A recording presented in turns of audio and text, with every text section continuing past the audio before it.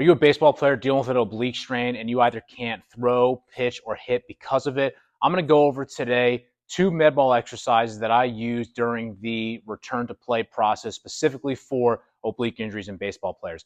How do I know this? My name is Dr. Jeff Lewis. I'm the owner and physical therapist of Lewis Physical Therapy and Sports Rehab in Point Pleasant, New Jersey, where I have helped countless baseball players get stronger and back to throwing and playing pain-free. So again, we're going to go over today some drills specifically I use for oblique injuries. And anyone that's had an oblique injury will tell you they're not fun to deal with.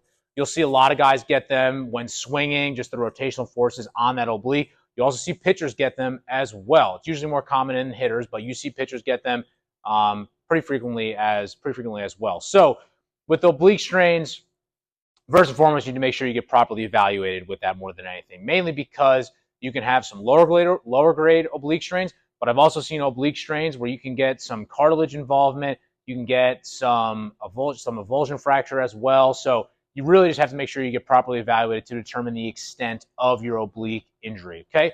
So whenever we have an oblique injury we're working with, a lot of times we always just think about the rotational propulsive exercises. So meaning we have some powerful rotational stuff. So we might do some we should do some rotational med ball work before we have a guy get back to hitting or pitching. So what that might look like is some side-facing rotational med ball stuff here. So an example of that would be I'm standing at the side here. I have it at the med ball in front of me, coming down on my side, coming forward. Okay? So we're going to do that. We would do that on both sides, but that's more of the propulsive type work that we would do. Another thing that we would do to just further stress that entire core are some rainbow slams. So we'll be standing here, coming down and throwing. Standing here, coming down and throwing overhead.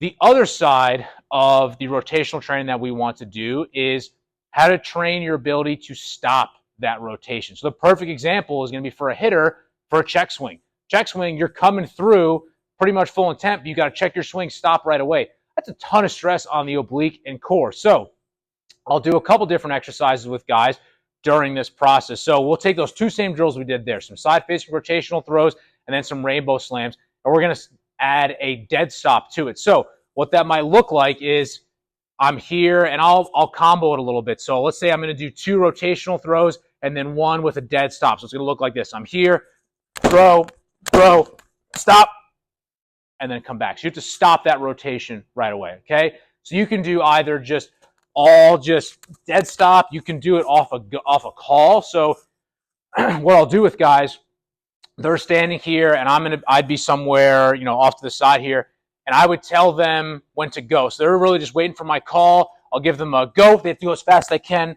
come forward. Just working on just the reactiveness, the quickness, and the timing of that movement more than anything. So the next thing we'll do is for a rainbow slam. So same exact thing. I'll maybe start some combo work where, hey, we're going to do 1 each side and then a quick stop. So it looks like this.